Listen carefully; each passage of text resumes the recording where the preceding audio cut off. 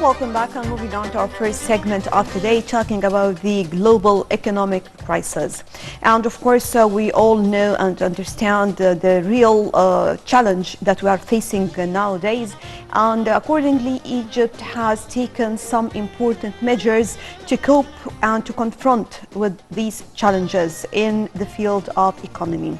Today in the studio, we have the pleasure to have Dr. Youmn Hamaki, Professor of Economics at Shams University. Doctor, good morning. Good morning. So, first of all, I'd like to shed the light on the important conference that took place and was attended by a number of ministers, officials, and international media presenters.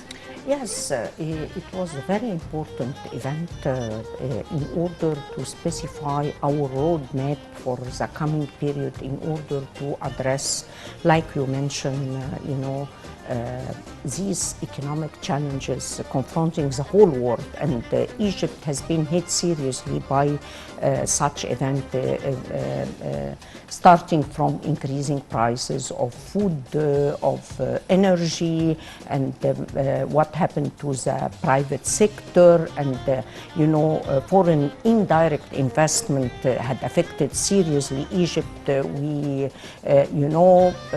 $20 billion have been withdrawn from the Egyptian economy, which affected seriously the availability of foreign currency, and therefore there was a devaluation of the Egyptian pound. So we had severe actions and events that had been repercussions of the crisis, and this necessitated actually to revise, our pathway towards what are our priorities for the coming period. And actually, our Prime Minister specified that the first priority for the coming period is to activate the role of the private sector. Unfortunately, the private sector role in Egypt has been decreased for the last period to arrive only to 30% in generating GDP in Egypt.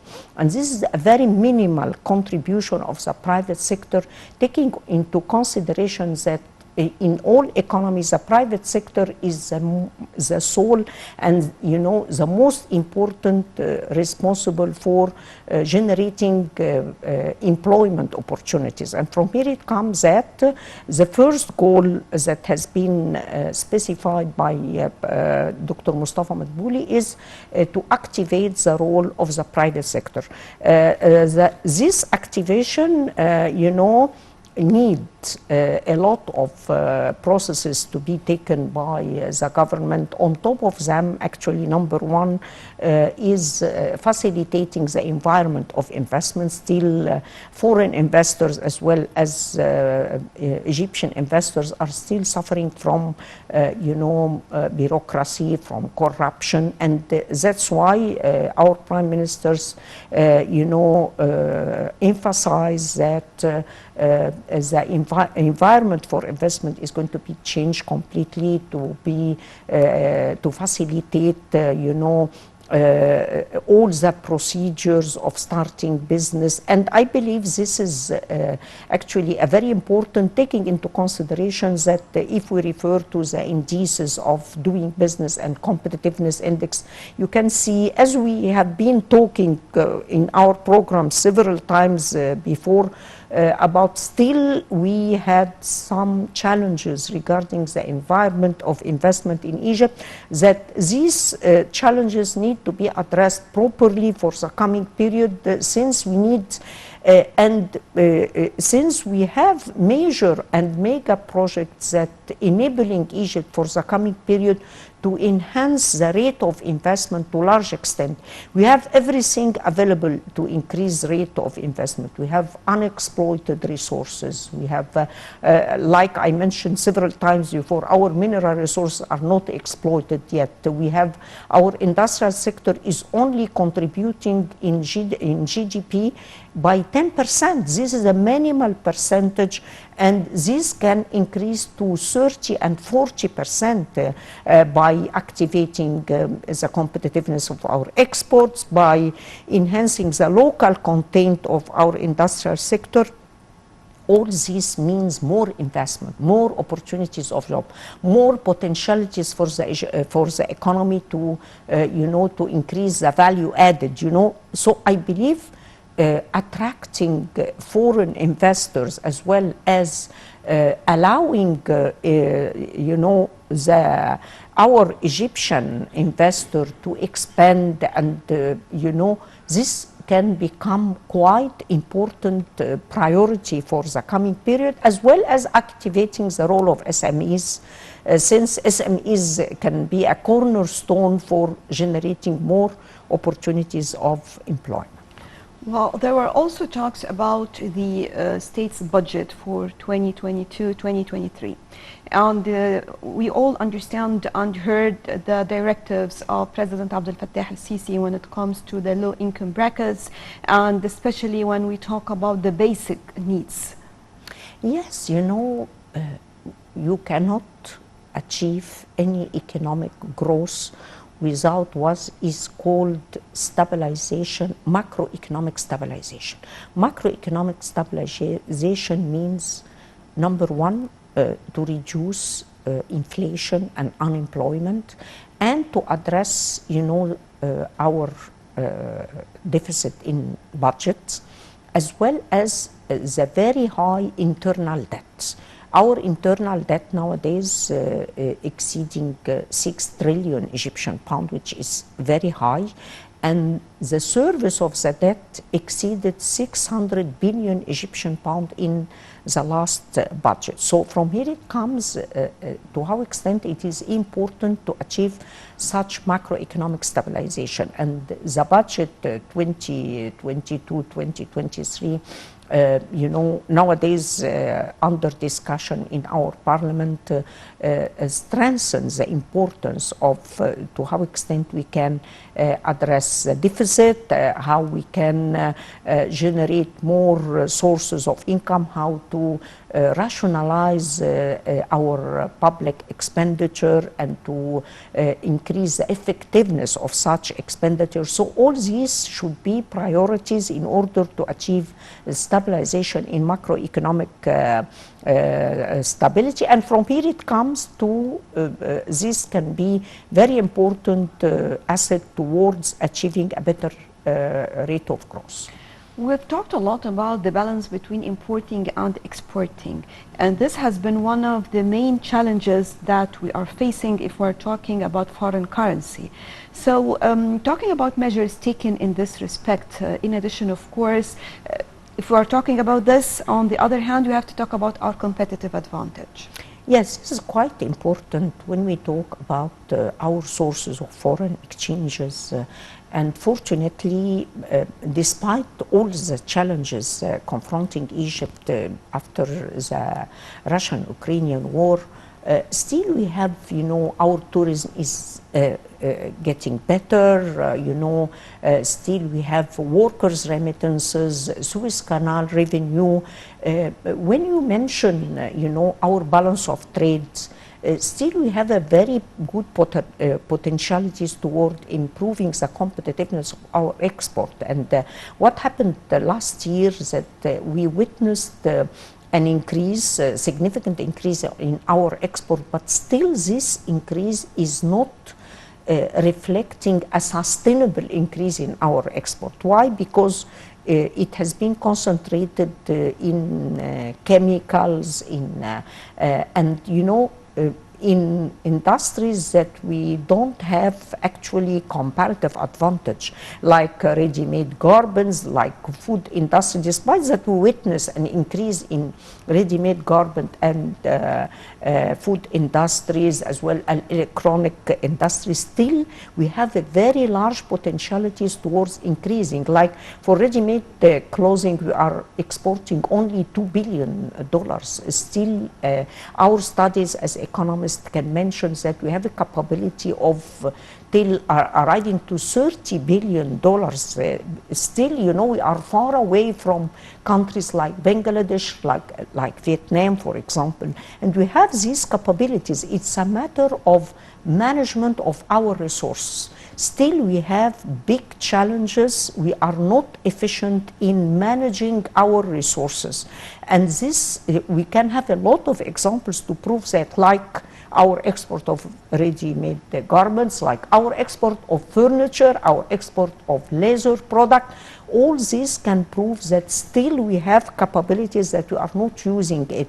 And here it comes that we have to study quite well what are the main obstacles preventing us. And we know all these obstacles. It's a matter of how to, have a very good management and a system of monitoring and evaluation to specify where are the obstacles, whom are responsible for delaying or for putting obstacles against export, or for the local content of our industries. As economists, we have studies regarding this should be addressed, for every industry. Like, take it for the chemical industries, what we are importing and can be produced at home, and we have the visibility of doing that. Like, we have very good potentialities, for example, in electronics. We have potentialities in food industries, in some component to be produced at home. We have some sectors that we haven't addressed yet, like toys for children. We are importing completely toys for children, and these are very good capabilities to be produced at home. Regarding the car industries, we have to revise completely the industry of car in Egypt to see to how extent we are competitive internationally, what we can produce, and to be competitive internationally. Regarding electric cars, what we can do regarding have the production. I have studies that I have done with a group of experts that Egypt can produce an electric car. So what we are doing towards achieving such, and what about the localization of technology? When we mention that we would like to attract foreign direct investment, when we mention that we have what we can call a golden permission, to whom we are going to give such a golden permission that our Prime Minister has specified in his speech. We have to offer such a permission for those who are going to introduce new technology, for those who are going to help us to penetrate external markets. So we have to to specify our goals, to have a visionary approach towards what we need to do for the coming period. Not only by, we kept saying we would like to increase our export. And we have several strategies to increase export, but which export, which product? Whom are going to produce, the integration among large, medium, and small, even micro project in order to increase the competitiveness of such industry. Which industry you have to prioritize at first for the coming year so that we can activate the role in the economy and in our external markets. All these are questions that haven't been answered yet, so that you can achieve results. When you want to achieve results, you have to specify you have to have a very specified action plan and roles and responsibilities, and to monitor what's going so that you can follow what you are doing and to what extent it's going to reach you to the expected results. And what is quite promising is that President El-Sisi specifies that these projects and these goals and these plans are going to be revised by our president. This can give for me some hope that you can achieve a better results, because when you have such strong methods of monitoring and evaluation, maybe you can achieve a better result, since we have a lot of talking compared to what we are actually able to implement in the ground. Well, what about the idea of having about 10 business companies, private companies, to be in the Yes. stock, in addition to two for the armed This is forces? quite important. This is telling, the whole world and our investors internally and externally that we are serious towards enhancing the role of the private sector in Egypt. How for our credibility, Nashwa, in the coming period is quite important. And our credibility is going to be gained by actions, not only by talking. And from here it comes the importance because several times last year we declared that we have to go towards the IPO and enhancing and enlarging our stock market without being able to implement it actually.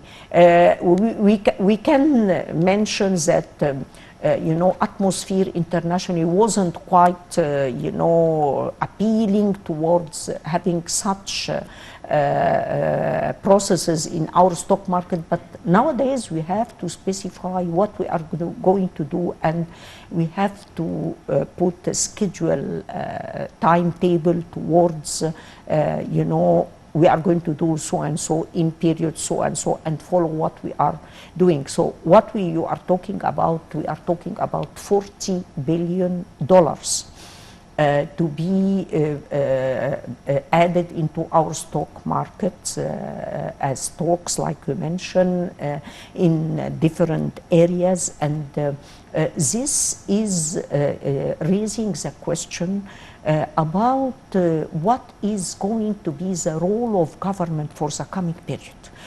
We witnessed last period intensive role of the government in investment and of the army in investment in economic activities.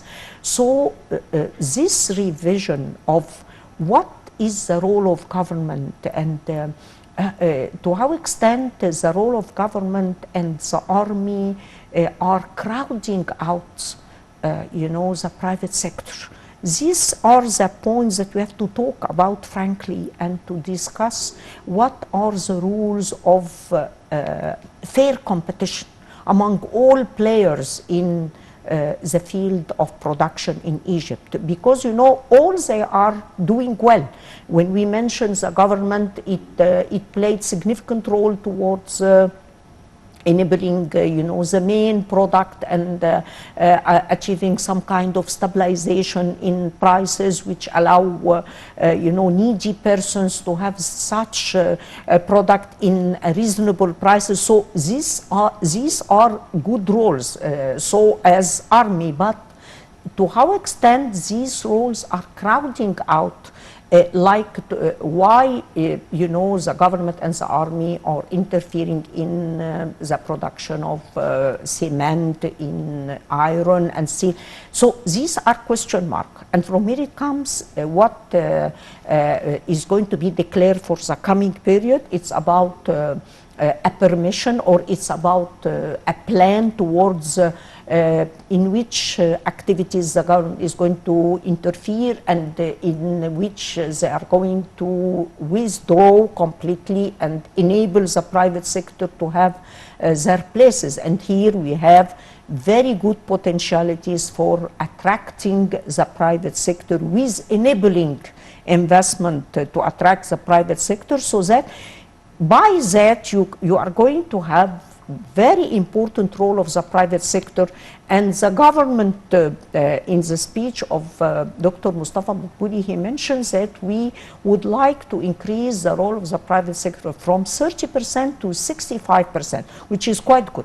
So hopefully we can achieve that, but it's not an easy task. It needs a lot of work to be done. It needs that this work should be based and supported by scientific research, by experts, so that we can achieve prospective results. I think also sometimes when it comes to investors, whether we're talking about foreign investors or the Egyptian private sector, We have to admit also that sometimes the investor has some shaky hands when he's going to invest with money due to the global economic crisis. Some of the investors, they prefer not to interfere in the market right now. They don't know what is coming next. So it is our turn to give them more guarantees and to encourage them to come and to invest. We have always talked, and we have talked a lot about Egypt. The Egyptian market is huge, potentialities tremendous, and regardless of all these global challenges, yet again we still say Egypt is a very high market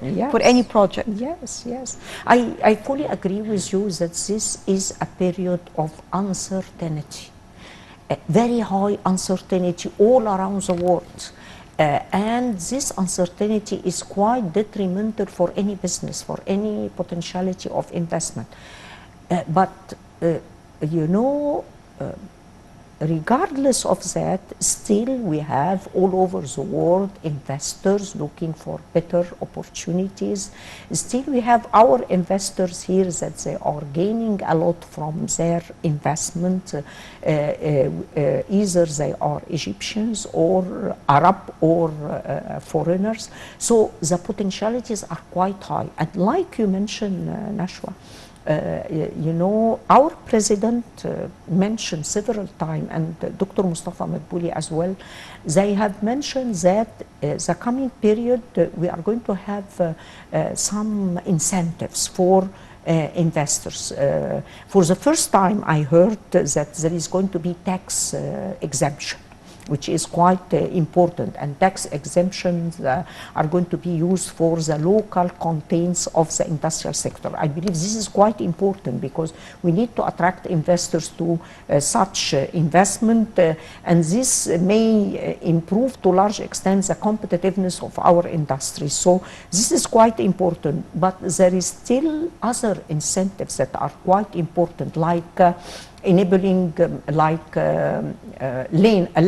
land for investment for the industrial sector. And here I have to emphasize that Egypt is having nowadays very good potentialities in the private-public partnership by having investment in partnership with our public sector.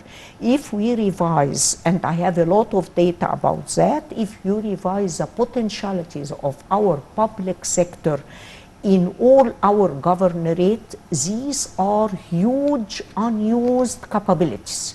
And I believe this should be on top priority for the coming period to attract investors from all the world in order to come and to benefit from these assets, so that they don't need to build factories and so on. They need just to come and to inject money and to have the potential, the demand, which is quite important, and to manage their business so that to enhance the potentialities of investment in our industrial sector specifically, besides information technology and the service sector. Still our industrial sector is quite promising towards more and more investment in local contents and feeding industries. I believe these are quite, according to our studies, quite profitable investments that may attract investors to come and to benefit from this atmosphere. And also we've seen more allocations for human resources, because this is another important part in this challenge. Yes, this is it's a triangle. Actually, this is a very important, you know, a part of such triangle, Nashwa. Why? And President Sisi in the Labor Day announced that Egypt is going to declare the strategy of training for recruitment. We asked several years for such strategy, holistic strategy, and I believe, because I'm working in that field, I believe that this should gain quite momentum and priority, so that to start work intensively, because this may help to achieve the social dimension too. It's not economic only, but economic and social, because this is your guarantee to enhance employability of youth, which may enable them to have more opportunities of job, and then to enhance their standard of living and income. So it's quite an asset, an important asset, yet that you have to work on it so that to guarantee and sustain the social perspective. Right. Dr. Youmn Hamaki, Professor of Economics at Shams University, thank you very much for being You're with us. welcome. Right, moving on to a quick break, then we'll be back with more on The Breakfast Show.